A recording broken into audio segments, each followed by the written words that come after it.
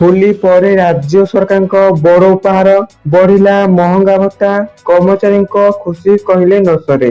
Video को संपूर्ण देखंतु जहाद्वारा आपण संपूर्ण सूचना पाई परिबे एवं वीडियो को लाइक सहित चैनल को सब्सक्राइब रखंतु जहाद्वारा आपण एई भली लेटेस्ट न्यूज एटे सर्वे प्रथमे पाई परिबे।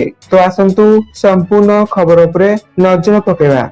होली विशेष अवसर रे सरकारी कर्मचारी एवं पेंशनभोगी एक खुशी खबर।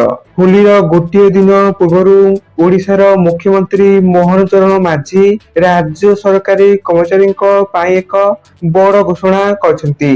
मुख्यमंत्री महंगा भत्ता डीए रे 3% वृद्धि घोषणा करछंती, जहा फल राज्य कर्मचारी माने 58% महंगा भत्ता पाइबे।